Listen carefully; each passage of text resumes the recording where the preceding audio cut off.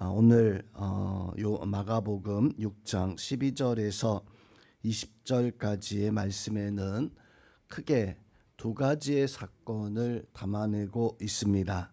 첫 번째는 예수님의 제자들이 각 마을로 세상으로 보내졌을 때 그 제자들이 복음을 전하고 그 복음 앞에 하나님의 그 은혜가 나타나기 시작합니다.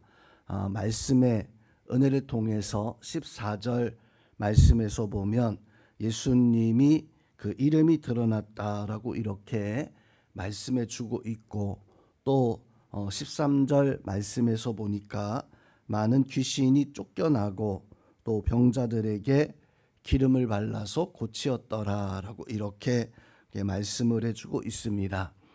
제자들이 이렇게 나가서 예수 그리스도의 이름으로 말씀을 전하고 또 많은 어떤 역사들이 일어나게 되어지는 사건, 첫 번째와 두 번째 내용은 헤롯 왕과 세례 요한의 사이에서 일어났었던 어찌 보면 비극적이고 또 한편으로서는 한 사람의 의인이 순교하는 어떤 그 사건에 대해서도 말씀을 해주고 있습니다.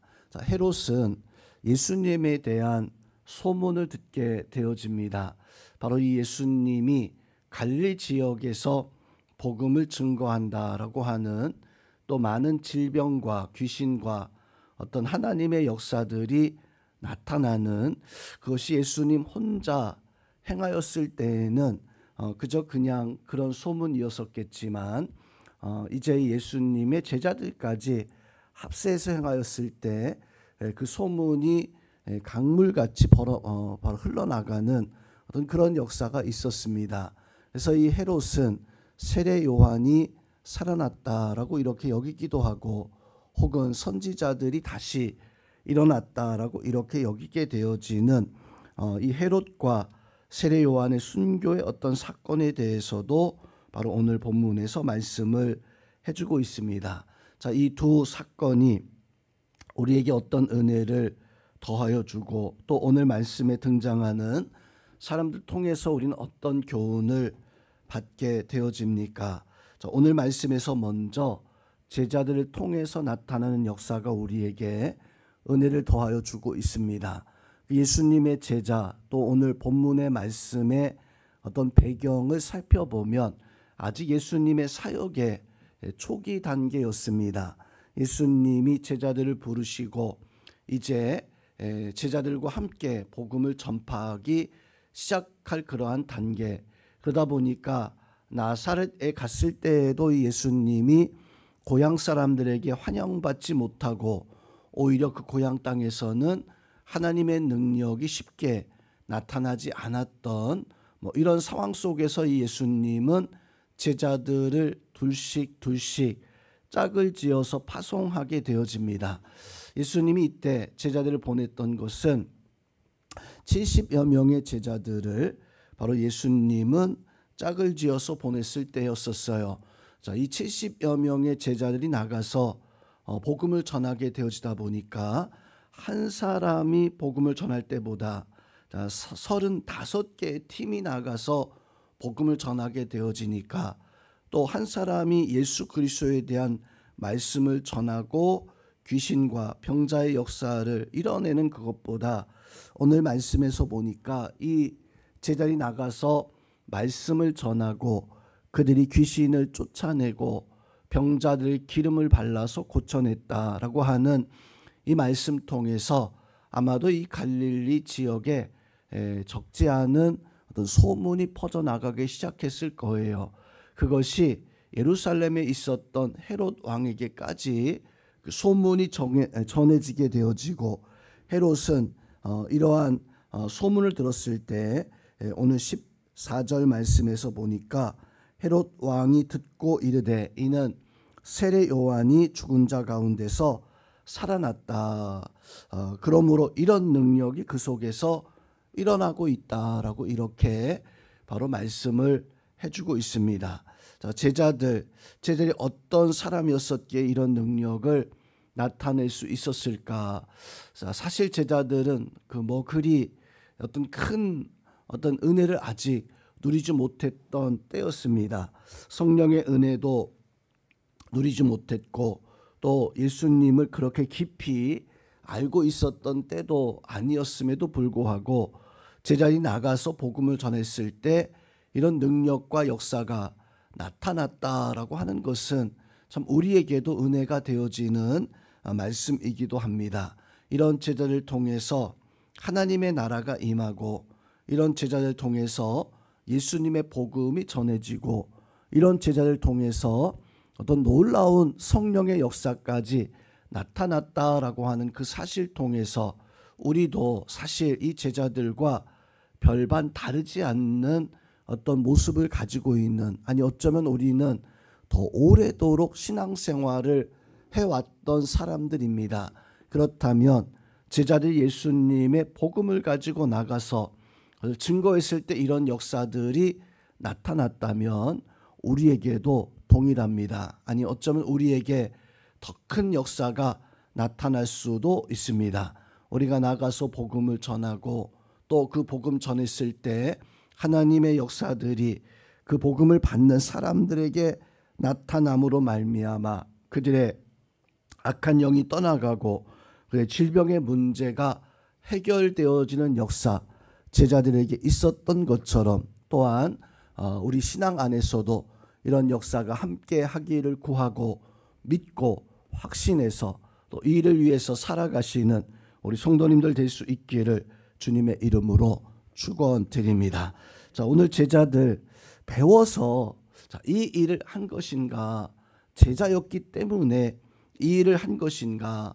성도님, 우리는 성경의 말씀을 이렇게 보고 묵상하고 그냥 예배하는 이런 성경을 바라보는 사람들이 아니라 우리 성경의 역사에 참여하는 사람들이 되어져야 됩니다. 예수님의 제자들도 그저 성경만 알고 있었던 것이 아니라 성경의 그 역사에 참여하는 사람들이었었어요. 많은 믿음의 사람들이 하나님을 알고 있어서 그렇게 하나님의 역사, 하나님의 나라의 일들을 감당해 나갔던 것들이 아니라 제자들이 복음을 전할 수 있었던 것은 성경의 많은 믿음의 사람들이 하나님의 큰 역사들을 이뤄나갈 수 있었던 것은 그저 교회만 다니고 성경책만 들고 있었기 때문이 아니라 내가 직접 그 복음의 역사에, 성경의 역사에 함께하는, 자, 우리는 어떤 신앙생활을 지금 하고 있습니까? 그냥 성경만 가지고 있는 신앙이 아닐 것입니다. 우리도 성경의 역사에 함께 참여하고 예수 그리스도와 동행하는 그런 모습을 가지고 있었을 때, 제자들에게 예수님이 사명을 위임했을 때 하나님의 능력 역사가 나타났던 것처럼 우리 자리에 있는 우리 성도 여러분, 우리도 하나님의 역사, 성경의 역사에 참여하는, 함께 동행하는 그런 은혜와 역사가 있어야 됩니다. 그래서 우리는 오늘 제자들이 예수님과 함께하는 어떤 은혜의 역사 가지고 있었던 것처럼 예수님의 능력과 역사를 나타내는 믿음의 삶을 살았던 것처럼 우리도 세상을 바꾸고 변화시킬 수 있는 능력 우리에게 있습니다. 그 믿음 가지고 성경의 역사에 참여하고 예수님과 동행하고 예수님의 그 은혜를 확신해서 주의 나라, 주의 역사가 나를 통해서 세상 속에 능히 나타날 수 있음을 믿고 또 하나님 앞에 그 신앙 가지고 승리하는 우리 성도님들이 다 되시기를 주님의 이름으로 축원드립니다. 자, 오늘 또한 헤롯과 또 세례 요한에 대한 사건에 대해서 말씀해 주고 있습니다. 자, 헤롯은 세례 요한을 두려워해서 이제 함부로 할 수 없었어요. 다만 세례 요한이 너무 이제 강력하게 어떤 하나님의 역사를 통해서 헤롯을 바로 이제 책망하고 진노의 어떤 말씀을 퍼붓다 보니까 이 헤롯이 자기 동생에게 빼앗은 그 아내 헤로디아, 그 헤로디아가 너무 싫어하다 보니까 이 세례 요한을 감옥에 가둬두는 그런 일이 있었어요. 그렇지만 세례 요한을 이 헤롯 왕이 이거 죽여야 되는데 살려놓으면 안 되는데 라고 하는 마음은 참 많았지만 함부로 할 수 없었습니다. 헤롯도 어떤 그 마음에 두려움과 떨림이 있다 보니까 이 세례 요한을 의롭다 여겼던 거예요. 의롭다 여기다 보니까 이 헤롯을 감히 어떻게 할 수 없는 죄인의 모습이었습니다. 죄인이 앞에 있었을 때, 즉 어둠이 햇빛 앞에 있었을 때 그 햇빛, 그 빛의 영광을 이 어둠이 결코 삼킬 수 없는 것처럼 헤롯 왕이 그 강력한 힘과 얼마나 난폭한 폭군이었습니까? 자기 아내도 죽였던 사람이고 충신들도 가감하게 살피지 아니하고 다 죽였었던 폭군 중에도 폭군이었었던 사람이 바로 이 헤롯이었습니다.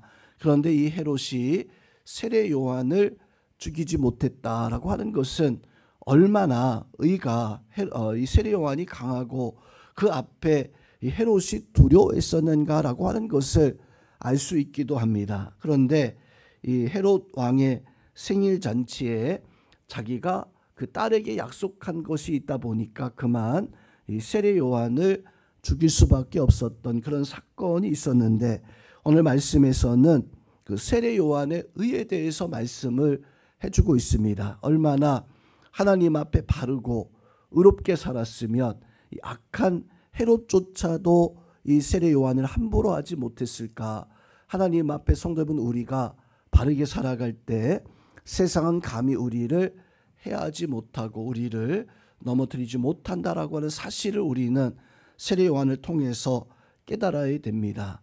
물론 세례 요한이 헤롯 왕의 명령에 의해서 죽음을 순교를 당하게 되어지지만 그것은 하나님의 섭리와 하나님의 역사, 하나님의 사명을 다했을 때 하나님이 가장 세례 요한을 거룩하게 가장 은혜롭게 행하시는 그런 역사였습니다. 오늘 이 헤롯 왕과 세례 요한을 통해서 우리가 깨달아야 되는 것이 무엇입니까? 바로 그것은 하나님의 나라의 확장의 그 사명을 결코 나태히 행하지 않았던 세례 요한, 또 영적 전쟁의 실체는 바로 죄와의 싸움이다, 악과의 싸움이다라고 하는 것을 이 세례 요한이 우리에게 보여주고 있습니다.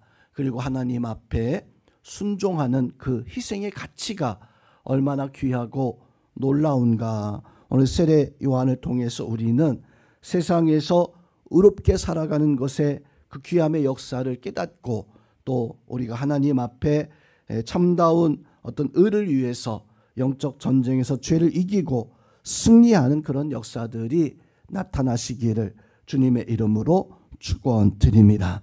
자, 오늘 말씀에서 우리는 어떤 교훈을 받게 되어지는가? 바로 주어진 사명에 충실했었던 제자들의 역사가 있었을 때 하나님의 이름이, 예수님의 이름이 드러났더라. 우리도 바로 예수님의 복음의 역사에 충실할 때 나를 통해서 바로 예수 그리스도가 드러나게 되어지고, 또 오늘 말씀 통해서 우리는 용기와 또 하나님 앞에 담대함을 가져야 되는 제자들, 용기를 가지고 나가서 행하였을 때 그런 역사가 있었어요.